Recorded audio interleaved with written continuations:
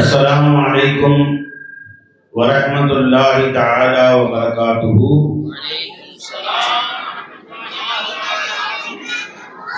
الحمد لله رب العالمين والصلاة والسلام على سيد المرسلين وآله وصحبه أجمعين. أما بعد، فقد قال الله تعالى في شأن حبيبه مخبرا وعامرا: إن الله وملائكته يصلون على النبي يا أيها الذين آمنوا صلوا عليه وسلموا تسليما. إلا سحتما سراسل اللهم صل على سيدنا محمد وعلى آل سيدنا محمد وبارك وسلم عليه. அல்லாஹ் ஜல்ல ஷானஹு தஆலாவுடைய பேரருள் பெரும் கருணை அல்லாஹ் நம்மை எல்லாம் மூமின்களாக முஸ்லிம்களாக தனது ஹபீபு நாயகம் முஹம்மது ரசூலுல்லாஹி ஸல்லல்லாஹு அலைஹி வஸல்லம் அவர்களின் அருள் நிறைந்த உம்மத்திலே பிறக்கச் செய்தான். அந்த அல்லாஹ்வுக்கு எல்லா புகழும். அல்ஹம்துலில்லாஹ் அல்ஹம்துலில்லாஹ் அல்ஹம்துலில்லாஹ். கண்ணியமிக்க பெரியோர்களே, தாய்மார்களே, அல்லாஹ் ஜல்ல ஷானஹு தஆலா இந்த போன்ற நல்ல நிகழ்ச்சியில் அல்லாஹ் ரசூலை பற்றி பேசப்படக்கூடிய நிகழ்ச்சியில் கலந்து கொள்வதற்கு நமக்கு ஒரு வாய்ப்பை கொடுத்தான். அந்த அல்லாஹ்வுக்கு எல்லா புகழும். அல்ஹம்துலில்லாஹ். மாலை 3 மணியிலிருந்து நமது ஊர் சிறுவர்கள் சிறுமிகள் அல்லாஹ் ரசூலுடைய செய்திகளை, குர்ஆனுடைய செய்திகளை, ஹதீஸுடைய செய்திகளை மிக அழகான முறையிலே இதுவரை ஒப்பிட்டுக் கொண்டிருந்தார்கள், சொல்லிக் கொண்டிருந்தார்கள். அந்த குழந்தைகளுடைய மனதிலே ஆயாத்துகள், ஹதீஸுகள் உள்ளே உட்கார்ந்து விட்டால் இன்ஷா அல்லாஹ் அது அவர்கள் பெரியவர்களாக வளர்ந்த பின்பும் அது அவர்களுக்கு பலன் தரக்கூடியதாக. அன்பர்களே, பெரியார்களே, குர்ஆன் என்பதும் ஹதீஸ் என்பதும் நாம் சும்மா ஓதி அதன் நன்மையை மூத்தா போனவங்களுக்கு எத்தி வைக்கிறதுக்காக வேண்டி அல்லாஹ் இறக்கல. குர்ஆன் வீடுகளில் ஓதுனா சவாபுக்காக வேண்டி காலையில 1 மணி நேரம் ஓதுனா வீட்டுக்கு பரக்கத்து, கடையில போய் யாசீன் ஷரீஃப் ஓதுனா வீட்டுக்கு பரக்கத்து கிடைக்குமா? கட்டாயமா கிடைக்கும். குர்ஆன் ஓதுனா வீட்டுக்கு பரக்கத்து கிடைக்குமா? கட்டாயமா கிடைக்கும். அதே மாதிரி குர்ஆனை ஓதி அந்த நன்மைகளை நம்மிலே மௌத்தா போன பெரியவர்களுக்கு அனுப்பி வைத்தால் போய் சேருமா? கட்டாயமா போய் சேரும். ஆனால் இந்த குர்ஆனை அல்லாஹ் தஆலா இறக்கியது நன்மைகளை எத்தி வைப்பதற்காக வேண்டி, வீட்டுக்கு பரக்கத்து வர்றதுக்காக வேண்டி இறக்கல. குர்ஆன் இறக்கிய நோக்கம் அல்லாஹ் சொல்கிறான், ஹுதல்லில் முத்தகி, தக்வாவுடையவர்களுக்கு நேர் வழி காட்டுவதற்காக குர்ஆனை இறக்கினோம். ஈசா சவாப் செய்வதற்காக வேண்டி, வீட்டுக்கு பரக்கத்து வர்றதுக்காக வேண்டி இறக்கிறேன்னு சொல்லுங்க. குர்ஆன் ஷிஃபாஉல் லிமா ஃபிஸ் சுதூர், நம்ம கல்பில் உண்டான ஆயிரக்கணக்கான வியாதிகளுக்கு மருந்து என்று அல்லாஹ் சொல்லி காட்டுகிறான். நம்ம கல்பில் உண்டான கவலைகளுக்கு மருந்து குர்ஆன்ல இருக்கிறது. காலையில எந்திரிச்சவங்க ஒவ்வொருத்தருக்கும் ஒரு கவலை, ஒவ்வொரு தாய்மார்கள் ஒவ்வொரு பெரியோர்களுக்கும் வீட்டில் ஒரு கவலை. சில பேருக்கு வீட்டிலே வசதி வாய்ப்பு இல்லை, உண்ணுவதற்கு உணவில்லை, உடுத்துவதற்கு முறைப்படியான ஆடை இல்லை, தங்குவதற்கு சொந்தமான வீடு இல்லை, வசதி இல்லை, வாய்ப்பு இல்லை, கவலை. ஒரு சில பேருக்கு நல்ல வேலை வாய்ப்பு இல்லை, என் பையனுக்கு நல்ல வேலை கிடைக்கவில்லை, என் பொண்ணுக்கு நல்ல வேலை கிடைக்கவில்லை. ஒரு சில பேருக்கு என் பொண்ணுக்கு மாப்பிள்ளை இன்னும் அமையல, என் பையனுக்கு நல்ல பொண்ணு இன்னும் அமையல, அது ஒரு கவலை. சில பேருக்கு கல்யாணம் முடிச்சு வச்சாச்சு, குழந்தை இல்லைன்னு ஒரு கவலை. கல்யாணம் முடிச்சாச்சு, கணவன் மனைவிக்கு சந்தோஷம் இல்லை, ஒரு கவலை. ஆக மனிதர்களே காலையிலே எழுகிற பொழுதே கவலையோடு தான் எழுந்திருக்கிறார். இந்த குர்ஆன் அல்லாஹ் சொல்கிறான், ஷிஃபாஉல் லிமா ஃபிஸ் சுதூர், உன் கல்விலே உண்டான எல்லா வியாதிகளுக்கும் ஷிஃபா இந்த குர்ஆன்ல இருக்குன்றாங்க. உனக்கு நேர்வழி காட்டுதான் இந்த குர்ஆனை இறக்கி வச்சேன். யஹ்தி கல்பஹு, கல்புக்கு எப்படி வாழ வேண்டும் என்ற முறையை, நீ என்ன செய்தாலும் இந்த கவலை போகும், நீ என்ன செய்தாலும் உடல் உனக்கு சந்தோஷம் தரும், என்ன செய்தாலும் உன் கல்விலே மகிழ்ச்சி வரும், என்ன செய்தாலும் ஊரிலே மகிழ்ச்சி வரும், என்ன செய்தாலும் அண்ணன் தம்பிகளுக்கு மத்தியிலே மகிழ்ச்சியாக இருப்பார்கள், நீ எப்படி வாழ்ந்தால் கணவன் மனைவிக்கு மத்தியிலே சந்தோஷமாக இருப்பார்கள், நீ எப்படி செய்தால் தந்தை பிள்ளையை மதிக்கும், பிள்ளை தந்தையை மதிக்கக்கூடிய பிள்ளையாக உருவாகும், நீ எப்படி நடந்தால் ஊரிலே நிம்மதி உண்டாகும், நீ எப்படி வாழ்ந்தால் உன் பக்கத்து வீட்டுக்கார் உன்னை நேசிப்பார்கள், நீ எப்படி வாழ்ந்தால் உன் மாமியால் மெச்சக்கூடிய மருமகளாக நீ வாழ்வாய், நீ எப்படி வாழ்ந்தால் இந்த மருமகளுக்கு நல்ல பெயர் எடுத்த மாமியாராக நீ வாழ முடியும், எல்லா அம்சங்களையும் போதிக்கக்கூடியதான் குர்ஆன். உன் ஒட்டுமொத்த வாழ்க்கைக்கு தேவையான எல்லாவற்றையும் கற்றுத்தரக்கூடியது குர்ஆன். நீங்க வேண்டுமானால் இங்கே உங்களுக்கு மத்தியில் நான் சொல்லுகிறேன், இந்த செய்திக்கு குர்ஆன்ல விடை இருக்கிறதா கேளுங்க. குர்ஆன் நான் காட்டுறேன். அனைத்து செய்திகளும் குர்ஆன்ல இருக்கு. குர்ஆன்ல இல்லாத ஒரு செய்தி இல்லை. ஒட்டுமொத்த ஒரு வாழ்க்கையிலே உனக்கு ஏற்பட்ட கவலைகளுக்கு விடை குர்ஆன்ல அல்லாஹ் தஆலா சொல்லி காட்டுகிறான். என்னுடைய இந்த கவலைக்கு எங்க போய் தேடுறதுன்னு கேளுங்க, வாங்க நான் சொல்லி தரேன். பயானம் முடிஞ்சோன்னு நீங்க வேணா வாங்க, எனக்கு இந்த ஒரு கவலை இருக்கு ஹஜ்ரத், அந்த கவலைக்கு குர்ஆன்ல எங்க விடை இருக்குன்னு கேளுங்க, நான் காட்டி தரேன். ஒட்டுமொத்த உனக்கு 1000 கவலைகள் இருந்தாலும் அத்தனைக்கும் விடை குர்ஆன்ல இருக்கு. அப்ப குர்ஆன் அல்லாஹ் ஜல்ல ஷானு தஆலா ஒரு ஷிஃபாவுக்காக வேண்டி, நமக்கு வாழ்க்கைக்காக வேண்டி, ஹிதாயத்துக்காக வேண்டி, வழிமுறைக்காண்டி அல்லாஹ் இறக்குறான். இன்னைக்கு அன்பர்களே, நாம் இந்த குர்ஆனை ஒதுக்கி வைத்து விட்டு டாக்டர்கிட்ட போய் ஷிஃபா தேடுறோம். குர்ஆனை ஒதுக்கி வைத்து விட்டு வேற எங்காவது சென்றால் ஓதி பார்க்கிறவங்கள்ட்ட போனா ஷிஃபா கிடைக்குமா? குர்ஆனை ஒதுக்கி வைத்து விட்டு இந்த பூஜை பண்றவங்கள்ட்ட போனா கிடைக்குமா? தர்காவுக்கு சுத்தனாவாச்சு எனக்கு ஏதாவது கிடைக்குமா? இல்ல, எல்லாமே உன் வீட்டில் இருக்கிற குர்ஆன்ல தான்பா இருக்குது. ஒட்டுமொத்த வாழ்க்கையுடைய அம்சங்களை ஒரு குர்ஆன் உனக்கு சொல்லி தருகிறது, குர்ஆன் உனக்கு காட்டி கொடுக்கிறது. உன் கணவன் மனைவி மத்தியில மகிழ்ச்சி வேண்டுமா? வா, குர்ஆன் உனக்கு காட்டி கொடுக்கிறது. வஜஅல்னா பைனக்கும் மவத்தத்தும் வரஹ்மா, உங்களுக்கு மத்தியிலே, கணவன் மனைவிக்கு மத்தியிலே அன்பையும் பாசத்தையும் நான் தான் போடுகிறேன். அது எப்படி உண்டாகுதல், கணவனுக்கு மத்தியிலே மனைவிக்கு மத்தியிலே அன்பை எப்படி உண்டாக்குறது, அந்த வழிமுறையும் குர்ஆன் சொல்லி காட்டுகிறது. ரப்பனா ஹப் லனா மின் அஸ்வாஜினா வ ذُرِّيَّاتِنَا குர்ரத அய்னி வஜஅல்னா லில் முத்தகீன இமாமா.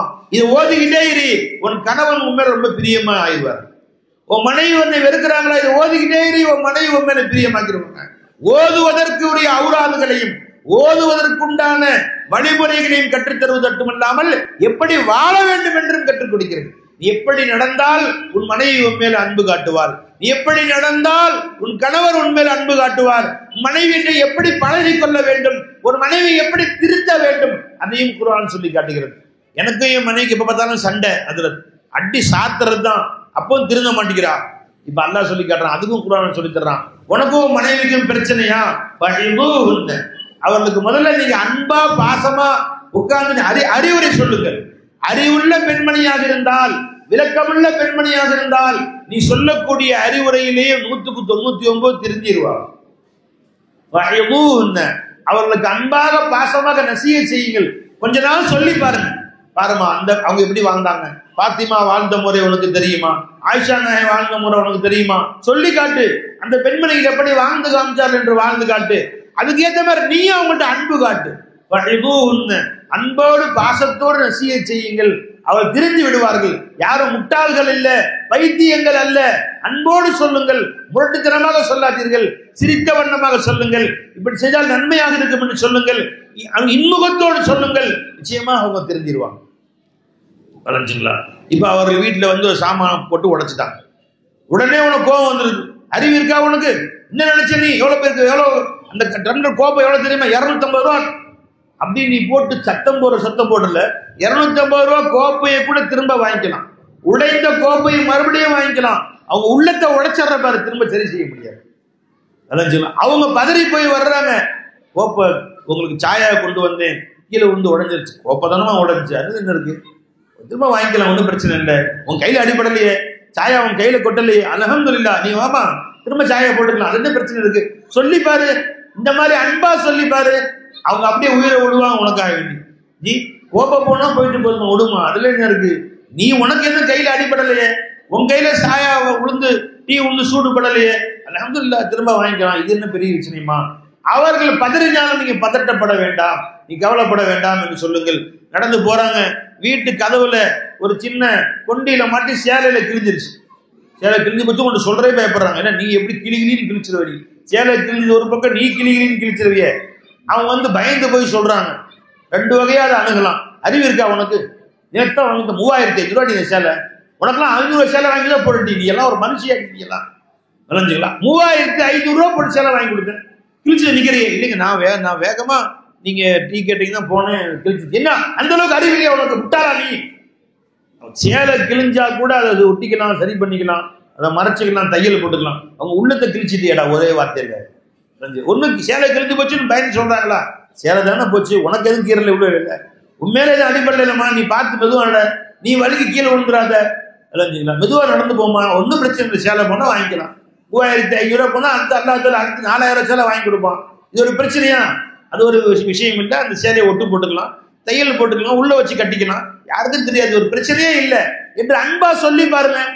அடுத்து என் கணவர மாதிரி எனக்கு உலகத்துல யாருமே இல்லை என்று சொல்லுவார். விளைஞ்சுங்களா? உலகத்துல உன்னை நல்லவன் என்று உலகத்துல எல்லாரும் சர்டிபிகேட் கொடுத்தாலும் சர்டிபிகேட் ஏற்றுக்கொள்ளப்படாது. சர்டிபிகேட் வச்சிருக்காங்க, அதுக்கு நிறைய பேருக்கு சர்டிபிகேட் வச்சிருக்காங்க. இவர் நல்லவர், நல்லா ஓதிருக்கிறார், நல்லா படிச்சிருக்கிறார், நல்ல ஒடுக்கமானவர். நீ உலகத்தில் உள்ள எல்லா சர்டிபிகேட்டையும் வாங்கி அமெரிக்கா ஆக்ஸ்போர்ட்ல போய், விளைஞ்சுங்களா, நீ லண்டன்ல போய் படிச்சு வாங்கிட்டு வந்து உலக சர்டிபிகேட்டே வாங்கினாலும் அல்லாஹ் இடத்துல ஏற்றுக்கொள்ளப்படாது. அல்லாஹ் இடத்துல ஏற்றுக்கொள்ளப்படக்கூடிய ஒரு சர்டிபிகேட் இருக்குன்னா அவன் மனைவி சொல்லணும், என் கணவரை போன்று நல்லவர் யாரும் இல்லை, என் கணவரை அல்லாஹ் எனக்கு கொடுத்த எனக்கு பெரிய பாக்கியம், இவர் அல்லாஹ் எனக்கு ஜல்லஷானுத்தாலா எனக்கு கொடுத்த மிகப்பெரிய தௌஃபீக். உலகில யாரை விட, உலகில எந்த மனிதரை விட அல்லாஹ் இவரை எனக்கு கணவராக பொறுக்கி எடுத்துக் கொண்டானே, அல்ஹம்துலில்லாஹ் அல்ஹம்துலில்லாஹ், இதற்கு என்ன நன்றி செலுத்தினாலும் ஈடாகாது. இவரைத்தான் சொர்க்கத்திலும் அல்லாஹ் ஜல்லஷானுத்தாலா எனக்கு கணவராக வைத்திருக்க வேண்டும் என்று ஒரு மனைவி உனக்கு சொன்னால், சர்டிபிகேட் கொடுத்தால் அது அல்லாஹ் இடத்திலே உயர்ந்த சர்டிபிகேட். பெருமாள் சொன்னாங்க, ஹைருக்கும், இந்த ஊரிலேயே சிறந்தவர் யார் தெரியுமா? ஹைருக்கும் அஹ்லி, உங்க மனைவி நல்லவன் சொன்னா சொல்லுவோம். எவனோ கெட்டவன் சொல்லிட்டோம். ஊர்ல யாரு 4 பேர் உன்னை பார்த்து காரி துப்பனாலும் சரிதான், உன்னை கெட்டவன் சொன்னாலும் சரிதான், உன் மனைவி சொல்லுகிறாள், என் கணவர் உத்தமர், என் கணவர் நல்லவர், என் கணவர் எனக்கு பாதுகாப்பானவர், என் கணவரை போன்று நான் உயர்ந்த மனிதனை பார்க்கவில்லை, நல்லொழுக்கம் மிக்கவர் என்று சொன்னால் நீ நல்லவன் பொருள். ஒருத்தனை ஊரே புகழுது, ஆஹா சிறந்த மனிதர், கொடை வல்லல், அப்படியா இப்படியா ஊரே புகழுது. வீட்டுல போய் கேட்டான், அந்த ஆளு எப்ப சாவான்னு துவா செஞ்சிருக்காங்க, ஒரு ஃபாத்தியா ஓதிட்டு நிம்மதியா உட்கார்ந்துருக்கான். வீட்டுல கால் வைக்கும் போதே எய்த்தரிச்சோட கால் வைக்கிறார், எதையாவது சத்தம் போட்டுதான் உள்ள கால் வைக்கிறார். ஏன் செருப்பிங் கிடைக்குது? நீங்களா மனுஷங்களா? என்னடி பண்றீங்க காலையில இருந்து? இவர் வெளியே போய் பேப்பரை படிச்சு டீ குடிச்சு உள்ள வர்றாரு, காலையில என்னடி பண்ணீங்க? தோத்து வச்சது யாரு? உனக்கு சாயா செஞ்சு குடிச்சது யாரு? இட்லி சுட்டது யாரு? சட்னி அரைச்சது யாரு? மதிய சோறாக்கினது யாரு? கூட்ட கூட்டினது யாரு? பிள்ளைகளுக்கு களி விட்டது யாரு? பிள்ளைங்க ஸ்கூல் விட்டது யாரு? காலையில எந்திரிச்சு 5 மணிக்கு எந்திரிச்சது இருந்து மதிய 12 மணி வரைக்கும் அந்த பெண்களுக்கு வீட்டிலே உட்காருவதற்கு கூட டைம் இல்லை, ஒரு நிமிஷம் வீட்டுல உட்காருறதுக்கு டைம் இல்லை, ஒரு முதுக சாய்க்கலான டைம் இல்லை. நீ ஜாலியா சுத்திட்டு ஃப்ரெண்ட்ஸ் கூட அரட்டை அடிச்சுட்டு டிவி பார்த்துட்டு போன்ல பேஸ்புக் பார்த்துட்டு வந்து உட்காந்து செருப்பு வெளியே ஏண்டி ஒழுங்கா ஓகே தெரியல, நீங்களா ஒரு மனுஷங்களா என்னடி செஞ்சீங்க இது வரைக்கும் அப்படின்னு கேட்கறையே. அவ பதுவா செய்யறா, அந்த ஒரு தலைக்கு முழுகிட்டாலும் போய் தொலைஞ்சாலும் அல்ஹம்துலில்லாஹ் பாத்தியா ஓத்திட்டு நிம்மதியா உட்கார்ந்துருக்கலாம். சில பேர் வந்து சொல்றாங்க என்கிட்ட, ஹஜ்ரத் என் வீட்டுக்காரர் எப்படியாவது வெளிநாட்டுக்கு போக துவா செய்யுங்க ஹஜ்ரத். ஏம்மா இருக்க தொல்லை தாங்க முடியாது. அப்ப வெளிநாட்டு போய் சம்பாதிக்கிறது இல்ல, இங்க இருந்தாலும் சம்பாதிக்கலாம் தான், 2 வருஷம் நிம்மதியா இருக்கலாம்ல. வந்தா 1 மாசம் தொல்லைக்கிட்ட அவர் பேச்சு ஏச்சு அப்பா அப்பா அப்பா அப்பா எல்லாம் வந்து உட்கார்ந்து இருந்து ஊட்டையே 2 ஆக்கிடுறாரு. அங்க சண்டை, பக்கத்து விட்ட சண்டை, ஏத்து விட்ட சண்டை, முன்னாடி விட்ட சண்டை, பின்னாடி விட்ட சண்டை, மாமியார் சண்டை, மச்சினி சண்டை போட்டு 1 மாசம் கழிச்சு தொலைஞ்சாரு. அல்ஹம்துலில்லாஹ். அப்பதான் நிம்மதியா எனக்கு தூக்கம் வருது. அது அவரை அந்த பாதுகாத்து விளைஞ்சிக்கலாம். அதனாலேயே நான் டூர் கிளம்பிடுறது. ஏன்னா வீட்டுல இருந்தா சண்டை போட்டிருக்காரு. அதனால வந்த உடனே புக் பண்ணி குற்றாலத்துக்கு ஒரு 4 நாள், கொடைக்கானலுக்கு ஒரு 3 நாள், ஊட்டிக்கு ஒரு 5 நாள், அதோட பாஸ்போர்ட் கொடுத்து ஊட்ட வெளிநாட்டுக்கு போய் சேர்ந்தாரு. அல்ஹம்துலில்லாஹ் நிம்மதியா இருக்கு ஹஜ்ரத். சில பெண்கள் வந்து சொல்றாங்க, என் வீட்டுக்காரர் எப்படியாவது வெளிநாட்டுக்கு போறதுக்கு துவா செய்யுங்க ஹஜ்ரத். எதுக்காக வேண்டி? வீட்டுல நிம்மதியா இருக்கிறாங்கிறதுக்காக வேண்டி. அன்பர்களே, இந்த வாழ்க்கை ஒரு வாழ்க்கையா? அவங்களுடைய அதிகாரத்தை எங்க கட்ட முடியும்? வீடு தான் கட்ட முடியும். பக்கத்து வீட்டுக்கு அண்ணன் போய் காட்டி பாருங்க, மூச்சி பேத்துருவான். வேற யார்ட்டையும் காட்ட முடியுமா? யார்கிட்ட போய் அட தெருவில் போற காய்கறிக்காரிட்ட போய் என்னமா வேற 50 ரூபா 30 ரூபாய்க்கு தரையா? என்னடா மனுஷனா நீ எல்லாம்? அவன் கேவலமா பாக்குறாங்க. நீ அவரை மிரட்ட முடியுமா? நீ அவன் 4 பேரை கூட்டி வந்துருவா. மிரட்டுறதுக்கு, நமக்கு நம்முடைய வீரத்தை காட்டுறதுக்கு, நம்முடைய சக்தியை காட்டுறதுக்கு, அடித்தடி நம்முடைய வீரத்தை காட்டுறதுக்கு கிடைச்சது பீவி தான் அப்படின்னு மூட்டில் போட்டு நோக்கிறது. ஒருத்தர் வீரமா சொல்றாரு, என் எதிர்த்து பேசிட்டு விட்டாம பாருங்க ஒரு விட்டு விளைஞ்சுங்களா, அதோட போய் மூளையில உளுந்து உழுந்துட்டான், சுருண்டு உழுந்துட்டான் மூளையில. நான் சொன்னேன், நீங்க கடைக்கு போயிடலாம், இந்த விளையாட்டு சாமான் விற்கிற கடையில பாக்ஸிங் கிட்டுன்னு ஒன்று விற்கிறான், இந்த குத்து சண்டை பழகிறதுக்குன்னு. அது பேர் என்ன சொல்லுவாங்க பாய்? இந்த குத்து சண்டை பழகிறதுக்கு உள்ளுக்குள்ள மணல் எல்லாம் போட்டு தொங்க விட்டுறது, அதை குத்தி பழகு. உனக்கு குத்தணும்னு ஆசை இருந்துச்சு, யாரையாவது மூஞ்சி குத்தணும்னு, அதை வாங்கி வீட்டில் தொங்க விட்டு குத்து, நல்லா காலையில சாயந்தரம் குத்து. யாரு வேணண்டா? ஒண்ணும் இல்லை. நீ எத்தனை கிலோடா? 100 கிலோ. உங்க எத்தனை கிலோ? 50 கிலோ. அவ 50 கிலோ எப்படி இருக்கும் அவனுடைய மெல்லிதான தோள்கள். அதை போய் அவன் வீரத்தை அந்த காமிச்சு வீரன் வேற பேசுகிற. உன்னை விட கோழை எவனும் இல்லை. வீரன் என்றால் உனக்கு உன்னை விட பலசாலியாகிய நீ 100 கிலோ 150 கிலோ பக்கத்துல ஒருத்தர் நிக்கிறான் தடியன், அவனை மூஞ்சில விட்டு பாரு. நீ சரி நேரா ஒன்னு ஸ்ட்ரெச்சர்ல வச்சு கொண்டு போய் ஹாஸ்பிட்டல் தான் உள்ள வைக்கணும், ஆம்புலன்ஸுக்கு போன் பண்ணும். உன் வீரத்தை அவன்கிட்ட போய் காட்டு. 50 கிலோ அவள்கிட்ட மூஞ்சியில குத்தி விட்டு என் வீரத்தை பாருங்களா அடக்கி வச்சிருக்கிறேன். இல்லை, அடக்கி வைத்திருப்பவனுக்கு பேர் நல்லவன் என்றால் உன் அன்பால் அவர்களை அடக்க வேண்டும். குர்ஆன் சொல்லி காட்டுகிறது. உன்னிடத்திலே அவர்கள் எப்படி நடக்க வேண்டுமோ அப்படி நடக்காவிட்டால் அன்போடு பாசத்தோடு அவர்களுக்கு சொல்லுங்கள். எந்த பொம்பளையும் வீரத்துவ எந்த பொம்பளையும் நீ மிரட்டி சொல்வதை விட அன்போடு சொன்னால் கேட்காத பெண்கள் யாரும் இல்லை. விளைஞ்சா இல்லைங்களா? சில நேரங்களில் நான் வீட்டில் குளிச்சுட்டு காலையில குளிச்சுட்டு மதரசாக்கு பாடத்துக்கு போயிடுவேன். 8 மணிக்கு குளிச்சு மதரசாக்கு போயிடுவேன். சில நேரம் மதியானம் மதரசா மதிய சாப்பாட்டுக்கு வரும்போது பார்த்தா அந்த குளித்த கைலி வாலியில் இருக்கு. நான் சொன்னேன், அம்மா காலையிலேருந்து 4 மணி, காலையிலேருந்து 8 மணிலேருந்து 12 மணிக்கு 4 மணி நேரம் அந்த வாலி கைலியை ஊற தேவையில்லையே, இந்த கைலி வாலியில ஊற தேவையில்லை, உடனே புழிஞ்சு அதை காய போட்டுடலாம் இல்லையா அப்படின்னு ஒரு தடவை சொன்னேன். மறந்துட்டீங்க, வேற வேலையில கவனமா இருந்துட்டேன். அடுத்த நாள் குளிச்சுட்டு நானே இந்த கைலியை எடுத்து வாலியில் 2 தடவை அலசு புழிஞ்சு போகும்போது வெளியே காய போட்டாச்சு. 2 தடவை 3 தடவை. ஒரு 4வது சொல்றாங்க, ஏங்க நான் ஹயாத்தா இருக்கும்போது நீங்க இந்த வேலையை நீங்க செய்றீங்க, ஏங்க விடுங்க, நான் இங்க ஃபர்ஸ்ட் செஞ்சிடறேன், நான் மொத்தா போன பின்னாடி நீங்க அலசி போடுங்க, நான் ஹயாத்தா இருக்கிறேன் அந்த துனியாவில், அப்ப இருக்கும்போது உங்க கையில நீங்க அலசக்கூடாதுங்க. அப்படி அலச என்னமா குறைஞ்சு போயிரு? இல்லைங்க, எனக்கு கேவலமா இருக்கு, வெக்கமா இருக்கு எனக்கு அப்படிங்கிறாங்க. இப்ப நம்ம வேற ஒன்றும் அவங்களை திட்டல, அவள்கிட்ட நம்ம கோவச்சுக்கல, முகத்தை காட்டல, ஒண்ணுமே செய்யல. அவங்களுக்கும் 1000 வேலை தான் இருக்குதான் செய்யுது. நாம அந்த கைலியை அலசி புழிஞ்சு காய போட்டு நம்ம குறைஞ்சு போயிடுமா? அவங்க வேலையில பங்கெடுத்தா என்ன? ரசூலுல்லாஹி ஸல்லல்லாஹு அலைஹி வஸல்லம் வீட்டுக்கு வந்தால் மனைவி என்ன வேலை செய்கிறார்களோ அதில் பங்கெடுத்துக் கொள்வார். அவங்க காய்கறி அரிஞ்சாங்கன்னா கூட செஞ்சு அறிவாங்க, ரொட்டி சுட்டாங்கன்னா கூட செஞ்சு சுட்டு கொடுப்பாங்க, வீடு கூட்டினாங்கன்னா அவங்களும் வீடு கூட்டுவாங்க, துணி துவைச்சாங்கன்னா துணி துவைப்பாங்க, செருப்பு தைப்பார்கள், செருப்பை இவர்களும் சேர்ந்து தைப்பார்கள், வீட்டு வேலைகளை பங்கெடுத்துக் கொள்வார். இது ஒன்றும் கேவலம் இல்லையே. பெருமானார் செஞ்சாங்க, நாம என்ன அவரோட உயிரை சுத்தியா போயிடுறோமா? நாம போட்டு வீட்டுல கால் மேல கால் போட்டு உட்காந்துட்டு 2 மணி ஆச்சு இன்னும் மதியான சாப்பாடு செஞ்சு கொடுக்கல. நீங்களும் ஒரு மனுஷியா? சத்தம் போட மட்டும் உங்களுக்கு தெரியுது இல்லையா? அல்லாஹ் சொல்றா, உன் மனைவி இடத்துல எப்படி நடந்து கொள்ள வேண்டும், கணவரிடத்துல எப்படி நடந்து கொள்ள வேண்டும், அந்த வீடு சுபிச்சமான வீடாக மகிழ்ச்சியான வீடாக இருக்க வேண்டும் என்றால் ஒவ்வொருவருடைய பொறுப்பு என்ன, ஒவ்வொருத்தருடைய கடமை என்ன என்பதையெல்லாம் குர்ஆன் நமக்கு தெளிவாக சொல்லி காட்டுகிறது. அருமநாயகம் ஸல்லல்லாஹு அலைஹி வஸல்லம் ஹதீஸ்கள் நமக்கு தெளிவாக சொல்லி காட்டுகிறது. இப்ப நம்மள்ட்ட உள்ள பிரச்சனை என்ன தெரியுங்களா? எல்லா பிரச்சனையும் அடிப்படை தெரியுங்களா? குர்ஆனையும் ஹதீஸையும் புறக்கணித்து விட்டோம். அந்த பிள்ளைகளை கொண்டு போய் ஸ்கூல்ல படிக்க வச்சா அவள் உயர்ந்த பெண்மணி ஆயிடுவா. 6ஆம் கிளாஸ் 10ஆம் கிளாஸ் +2 அதுக்கு மேல காலேஜ். இனி காலேஜ் வரைக்கும் படிச்சு வைக்கிற எந்த புத்தகத்திலேயும் வீட்டிலே நடந்து கொள்ளக்கூடிய ஒழுக்கத்தை பத்தி, அதை பத்தி எந்த புத்தகம் சொல்லி தரல. மலையை அளப்பது எப்படி, கரப்பாம்பூச்சி வரைந்து பாகங்களை குறி, தவக்கலைக்கு உள்ள போட்டோவை அப்படி போட்டோமேட்டிக்கா எடுத்து கொடு, அந்த அனாலிசிஸ் பண்ணி தவக்காலைய அவங்க மாமியா விட்டு கூட தவக்கலையை எடுத்து வறுவல் பண்ணி சாப்பிட போறாங்களா? இதெல்லாம் ஸ்கூல்ல பாட சொல்லி தர்றாங்க. எதுவாவது 10th புவியியல் புஸ்தகம் எடுத்துக்கோ, வரலாறு புஸ்தகம் எடுத்துக்கோ, எதுவாவது உன் வாழ்க்கைக்கு தேவைன்னு சொல்லி பார்க்கலாம். கணக்கு எடுத்துக்கோ, எதுவாவது ஒரு வாழ்க்கை கணக்கு, எப்படி கணவன் நடந்து கொள்ள வேண்டும், எதுவாவது 10th கணக்குல படிச்சு நம்ம ஊர் பிள்ளை 98 மார்க் எடுத்துருச்சு, 100 மார்க் எடுத்து ஒரே சந்தோஷம், பரிசுலாம் கொடுக்குறான். ஏமா நீ கணக்கு படிச்சியே, அதுக்கும் வீட்டுக்கும் எதுவாவது உதவுமா? அந்த பெருக்கல் வீட்டு பெருக்கி வாழ்றதுக்காக சொல்லி கொடுத்தவங்களாச்சும் அந்த பெருக்கல் உதவும். இதுவாக உனக்கு உதவுமா? இதுவாக ஒரு சம்பந்தம் இருக்கா? a plus b whole square is equal to a square plus b square plus 2ab. இதுதான் மாமியா முதல்ல கேப்பா போய் உட்கார்ந்தோன்னே. ஜி மாமனார் முதல்ல அதான் கேட்பாங்க. நீ வந்து திரிகோணமின்றில இந்த சூத்திரம் சொல்லு, பிதாகரஸ் தேற்றம் சொல்லு, இதை கேட்பாரா? மாமியாட்ட எப்படி நடந்துக்கணும், எப்படி அன்பு காட்டணும், மாமனாட்ட எப்படி நடந்துக்கணும், அது இருந்துச்சா அதை சொல்லி தருவதுதான் குர்ஆனும் ஹதீஸ்.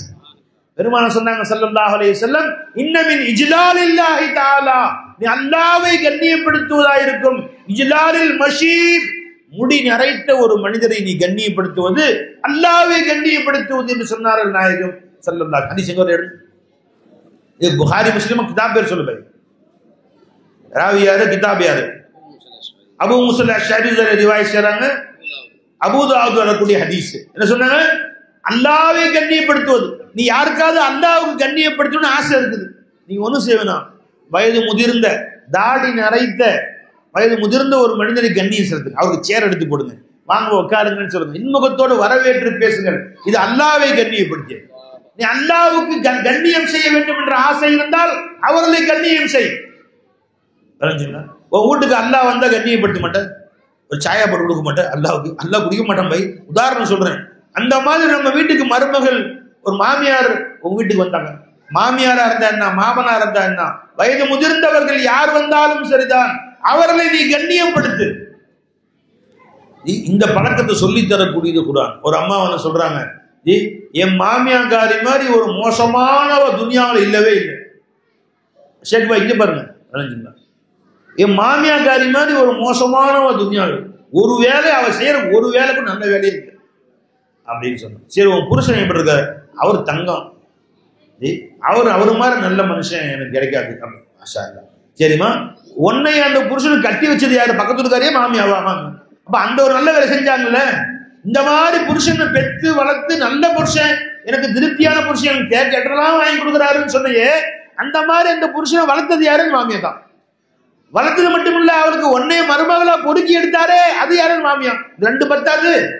இப்படி நீ பாராட்டக்கூடிய அளவுக்கு ஒரு புருஷன், மிக நல்ல புருஷன், எனக்கு நல்லபடியா எனக்கு உதவி செய்யறாரு, கேட்டதெல்லாம் வாங்கி தர்றாரு, இனிமேல அன்பா இருக்கிறாருன்னு சொன்னையே, அந்த மாதிரி அந்த புருஷனை பெற்று வளர்த்தது யாரு? அந்த மாமியா. ஒன்னாவது. ரெண்டாவது, வேற யாரையும் கட்டி வச்சிருக்கலாம். எத்தனை பேர் பொண்ணு கேட்டிருப்பாங்க, மாப்பிள்ளை கேட்டிருப்பாங்க. ஒன்னைய மருமகளா வீட்டுக்கு வந்து பூ வச்சு ஒன்னே மருமகளா ஆக்கினாலே, இது அந்த மாமியார் செஞ்சது. இந்த ரெண்டுக்கு நீ காலமெல்லாம் அவர்களுக்கு சிறுமை செஞ்சாலும், காலமெல்லாம் அவர்களுக்கு நீ வந்து உதவி செஞ்சாலும் ஈடாகாதுமா. விலகிக்க. நீ வாழ்நாளெல்லாம் உதவி செஞ்சாலும் ஈடாகாது.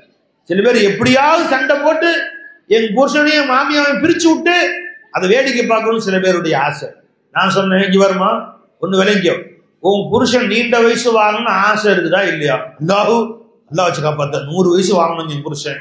ஹதீஸ்ல வருது, விளைஞ்சுங்களா? மன் அராத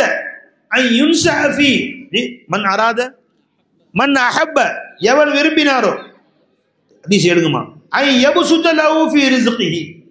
அவருடைய ரிஸ்க்ல அல்லாஹ் விஸ்தீர்ணமாக்க வேண்டும் என்று ஆசைப்பட்டாரோ, அவருடைய வயசு நீளமா இருக்க வேண்டும், உடல் ஆரோக்கியத்தோடு நீண்ட வயது வாழ வேண்டும் என்று ஆசைப்பட்டாரோ, ஃபல் யஸில் ரஹிமஹு, தன்னுடைய உறவு ஜனங்களை ஆதரிக்கட்டும் என்று பெருமானார் சொன்னாங்க. புகாரி ஷரீஃபுடைய ஹதீஸ், அனஸ் ரலியல்லாஹு ரிவாயத் செய்றாங்க. அப்ப உன் கணவர் அவனுடைய அம்மாவுக்கு ஹிதுமத் செய்து, அவங்க அம்மாவுக்கு பணிவிடை செய்து, அவர்கள் அம்மாவை சந்தோஷப்படுத்தி, அத்தாவை சந்தோஷப்படுத்தி, அக்கா தங்கச்சியை சந்தோஷப்படுத்தி, அண்ணன் தம்பியை சந்தோஷப்படுத்தி, அவர்களுக்கு செலவு செய்து கண்ணியப்படுத்தினால் நீ செலவு செஞ்ச 100 மடங்கு அல்லாஹ் தர்றேங்கிறான். உன் வயசு, புருஷனுடைய வயசை நீளமாக்கி வைக்கிறேன்னு சொல்றான் அல்லாஹ் தஆலா. புருஷன் வயசு நீளமா இருந்தா, புருஷனுக்கு நிறைய காசு வந்தா நீ தானே சந்தோஷமா இருக்க போற, நீ தானே ராணி மாதிரி அனுபவிக்க போற. இன்னும் எத்தனை வருஷம் வாழ்ந்துட போறாங்க? இன்னும் 250 வருஷம் வாழ போறாங்க. 4 வருஷமோ 5 வருஷமோ 10 வருஷமோ அல்லாஹ் போய் சேர்ந்துருவாங்க. அப்புறம் நீயும் உன் புருஷனும் ராஜா ராணி மாதிரி வாழ்க. யாரு வேணா? அதற்குரிய வழியை பெருமானார் சொல்லி தருகிறார்கள். நீ குடும்பத்தை அனுசரிச்சு வா. நீ மூட்டி விடாத. உன் புருஷனுக்கும் அம்மாவுக்கும் மத்தியில, உன் புருஷனுக்கும் அவங்க அக்கா தங்கச்சி நீ மூட்டி விடாத. நேற்று உன் அக்கா காரி வந்தாலே சும்மா இருந்தாலா, என் பிள்ளை கண்ணு போட்டு போயிட்டான், என் புள்ள வாந்தியா எடுக்குது, என் புள்ள பேதியா போகுது, அவ வந்து பிள்ளை தூக்கி கொஞ்சானுங்க. என்னைக்கு வந்து கொஞ்ச நாளும் அப்படித்தாங்க என் பிள்ளைக்கு வந்து ஆயிருக்கு. அவன் அக்காக்காரி போன் போடுறா, வீட்டுக்கு வரட்டுமா, இல்ல நீ அங்கேயே இரு வர வேணாங்கிறாங்க. இப்ப மூட்டி விட்டுட்டு யாரு நீ? என்ன நஷ்டம் வந்துச்சு? உன் புருஷனையும் அக்காவையும் பிரிச்சுனால உன் புருஷனுடைய வயசு அல்லாஹ்தால குறைச்சிட்டேங்கிறான்.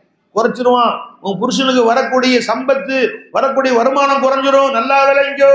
இதை சொல்லி தரக்கூடிய குர்ஆனும் ஹதீஸ். நண்பர்களே, அதுக்குதான் மதரசா வச்சிருக்கோம். ஏன்? எப்படி வாழ வேண்டும், எப்படி பக்கத்து வீட்டுக்காரோடு இருக்க வேண்டும்.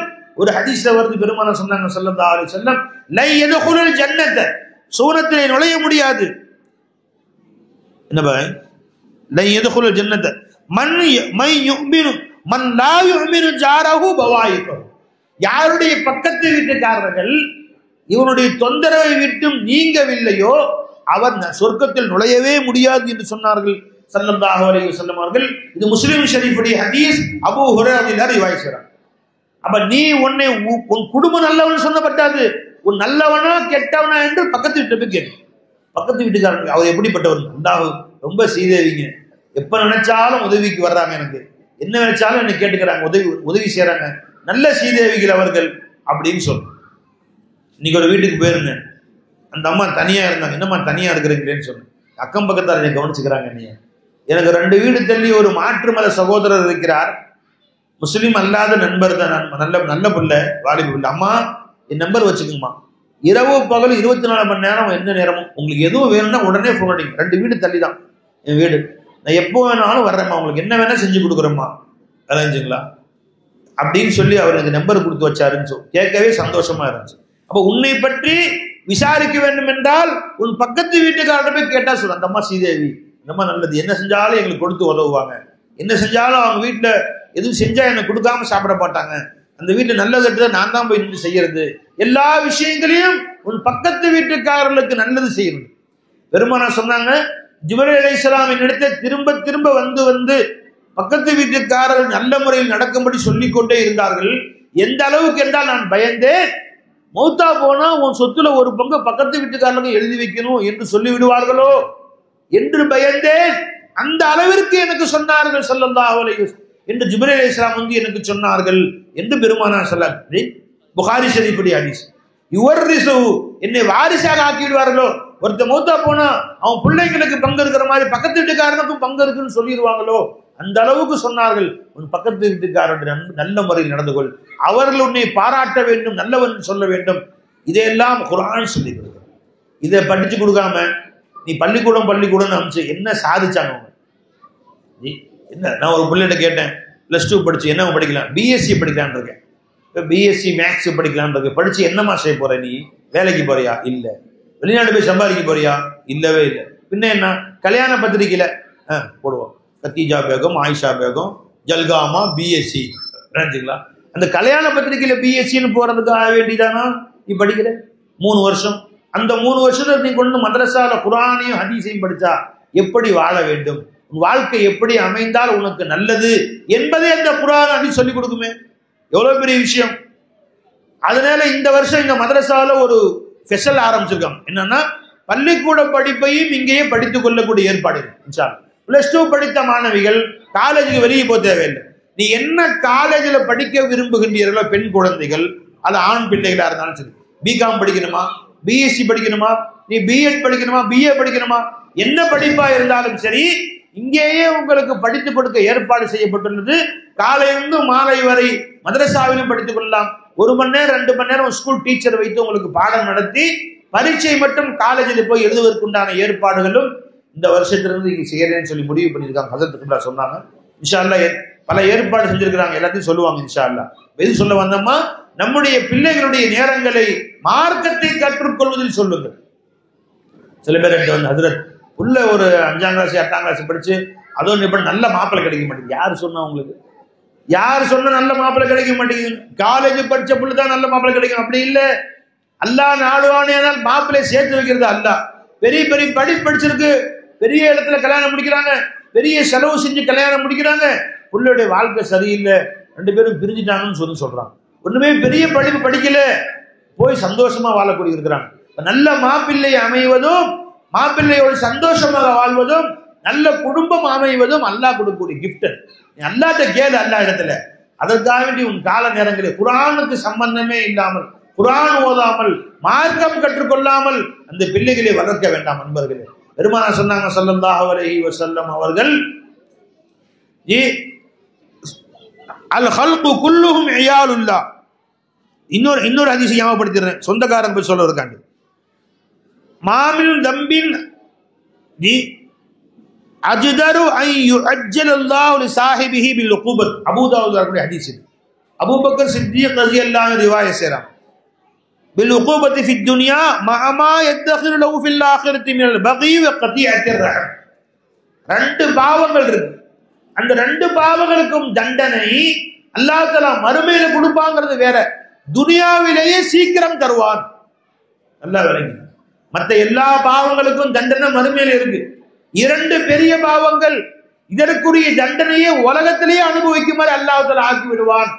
அது என்ன சொன்னாங்க? அல் பகி, ஒருத்தனை ஒருத்தன் அநியாயம் செய்யறது, அவன் அநியாயமா அவன் காசை திங்கிறது, கடன் வாங்கி காசு தராம ஏமாத்துறது, இன்னொருத்தருக்கு துரோகம் செய்யறது, அண்ணன் அத்தாவுடைய சொத்துல அண்ணன் தம்பிகளுக்கு முறைப்படி கொடுக்காமோ யாரு தான் கைவசம் இருக்கோ அவன் ஏமாத்துறது, இன்னொருத்தருக்கு அநியாயம் செய்யறது, இது தண்டனை அல்லாஹ் தஆலா உடனே கொடுப்பான்.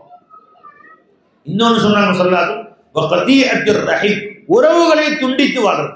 உன் சொந்த பந்தங்கள் இடத்திலே ஆளுக்கு ஒரு குறை பேசிக்கொண்டு அவங்க எப்படி செஞ்சாங்க இவங்க எப்படி செஞ்சாங்க என்று சின்ன சின்ன விஷயங்கள்லாம் பெரிதுபடுத்திக் கொண்டு குறைகளை பேசிக் கொள்வது இருக்கிறது, இது தண்டனை உலகத்திலேயே கிடைக்கும்.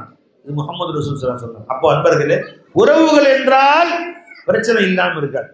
அண்ணன் தம்பி என்றால் அவர்களுக்கு மத்தியில பிரச்சனை இல்லை, அவங்க மனைவி சண்டை போட்டுக்குவாங்க. ஏதோ விஷயத்துல மனைவி சண்டை போடாட்டியும் குழந்தையும் சண்டை போட்டுக்குவாங்க. அந்த குழந்தைங்க சண்டையை பெருசாக்கி, உன் பையன் என் பையனை அடிச்சுட்டான் என்று பெருசாக்கி அது அண்ணன் தம்பி சண்டையாக்கி ஊட்ட ரெண்டாக்குறது, இது எல்லாம் நமக்கு தகுந்த முறை அல்ல அன்பர்களே. யார் அவ்வாறு ஒரு சின்ன பிரச்சனையை பெருசாக ஆக்கி குடும்பத்தை ரெண்டாக்குகிறார்களோ, மக்களுக்கு மத்தியில பேச்சுவார்த்தை இல்லாம ஆக்குறாங்களோ, தண்டனை உலகத்திலே வரும்டாங்க சொல்லலாம். அல்லாஹ் நம்ம அனைவரையும் பாதுகாப்பானாங்க. அன்பர்களே, இதெல்லாம் ஏன் ஞாபகப்படுத்துகிறேன், இதெல்லாம் நம்ம குழந்தைங்களை சொல்லி தரணும். கல்யாணம் முடிக்கிறதுக்கு முன்னாடி அந்த பிள்ளைகளை சொல்லிக் கொடுங்கள். நீ போய் இருக்க வேண்டிய வீட்டில் எப்படி வாழ வேண்டும், எப்படி நடந்து கொள்ள வேண்டும், எப்படி அவரிடத்திலே பொறுமையாக நடந்து கொள்ள வேண்டும் என்பதை எல்லாம் சொல்லிக் கொடுத்து மகிழ்ச்சியாக சந்தோஷமாக வாழக்கூடிய முறையை அந்த பிள்ளைகள் கற்றுக் கொடுக்கத்தான் இந்த மதரசா ஏற்பாடு செய்யப்பட்டிருக்கு. அன்பர்களே, இந்த மதரசாவிலே அல்லாஹ்வுடைய ஃபضலை கொண்டு ஒரு 20 மாணவிகள் ஓதி வருகிறார்கள். எல்லாருமே டெய்லி அவர்களுக்கு வார வாரம் அவங்க பயான் செய்றாங்க. இந்த செய்திகள்லாம் அவர்கள் பேசுகிறார்கள். நிச்சயமா உள்ளத்திலே அவர்களுக்கு மத்தியிலே ஒரு ஆற்றல் பதிந்துவிடும். அந்த உள்ளத்திலே அல்லாஹ் ரசூலுடைய செய்தி உள்ளத்திலே பதிந்துவிடும். அவர்கள் சென்று வாழக்கூடிய வாழ்க்கை ஒரு புனிதமான வாழ்க்கையாக அவர்கள் வாழ்வார்கள். அதனால அன்பர்களே, நம்முடைய பிள்ளைகள் எல்லோரும் இங்கே வந்து படிப்பதற்கு ஏற்பாடு செய்யுங்கள். அதே நேரத்தில் இந்த வருஷம் ஒரு சில ஸ்கீம்களை ஏற்பாடு செஞ்சிருக்காங்க. உங்க பையனோ உங்களுடைய பொண்ணோ நீங்கள் பள்ளிக்கூடத்துக்கு அனுப்பினாலும் காலையிலிருந்து மாலை வரை பள்ளிக்கூடம் செல்லட்டும். 5 மணிக்கு ஸ்கூல் முடிஞ்ச உடனே நேரா ஆட்டோல வேன்ல கொண்டு வந்து மதரசாவில் இறக்கி விட்டுருது. பெண்களுக்கு பெண் ஆசிரியர்கள், ஆண்களுக்கு ஆண் ஆசிரியர்கள் இரவு 8 மணி வரை அவர் வைத்து ஆலிமா படிப்பு, முபல்லிகா படிப்பு, குர்ஆனுடைய படிப்புகள், ஹிஃபுல் படிப்புகள் என்ற மற்ற படிப்புகளையும் படிப்பதற்கு நான் ஏற்பாடு செய்திருக்கிறார்கள். வாகன வசதியும் செய்திருப்பதாக சொன்னார்கள். அதை பற்றியெல்லாம் ஹஜரத் இப்ராஹிம் இன்ஷா அல்லாஹ் அறிவிப்பார்கள். ஆக அன்பர்களே, நம்முடைய பிள்ளைகளுக்கு மார்க்கத்தை கற்றுக் கொடுத்தால், மார்க்க அறிவுரை அவர்களுக்கு நாம் சொல்லிக் கொடுத்தால், அதன் காரணமாக அந்த பிள்ளைகள் வந்து உலகத்திலேயே உயர்ந்த பிள்ளைகளாக, இந்த உலகத்திலேயே பெற்றோர்களை மதிக்கக்கூடிய பிள்ளைகளாக வாழ்வார். அப்ப குர்ஆன் நமக்கு அல்லாஹ் ஜல்ல ஷானஹு தஆலா இறக்கியது நாம் வாழ்வதற்குண்டான வழிமுறைகளை சொல்லிக் கொடுப்பதற்கும், மனதில் உண்டான கவலைகளை நீக்குவதற்கு உண்டான வழிமுறைகளை சொல்லித் தரவும் தான் குர்ஆன் இருக்கிறது. அவ்வாறு அந்த குர்ஆனை முற்றிலுமாக அறிந்து விளங்கி வாழ்ந்து அதன்படி அமல் செய்து அல்லாஹ்வுடைய திருப்தியை அடையக்கூடியவர்களாக அல்லாஹ் நம் அனைவரையும் ஆக்கி அருள் புரிவானாக. அஸ்ஸலாமு அலைக்கும் வரஹ்மத்துல்லாஹி தஆலா வபரகாத்துஹு.